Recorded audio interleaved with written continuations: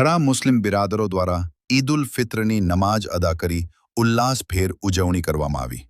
પવિત્ર રમઝાન માસ પૂર્ણ થયા બાદ આજે 21મી માર્ચ ઓગડ તાલુકાના થરામાં ઈદ ઉલ ફિત્રની પરંપરાગત આસ્થા અને ઉત્સાહ સાથે ઉજવણી કરવામાં આવી હતી. મુસ્લિમ બિરાદરોએ નવા વસ્ત્રો પરિધાન કરી ઈદગાહમાં ઈદની નમાઝ અદા કરી દેશમાં અમન અને શાંતિ માટે દુઆ માંગી હતી. થરા મુસ્લિમ સમાજના પેશ ઇમામ અબ્દુલ સમદ અકબરી અને મૌલાના સિદ્દીક ફૈઝાની દ્વારા ઈદની નમાઝ અદા કરવામાં આવી હતી. થરા ઈદગાહ મેદાન ખાતે સમગ્ર તાલુકામાંથી મોટી સંખ્યામાં મુસ્લિમ સમાજના લોકો એકઠા થયા હતા.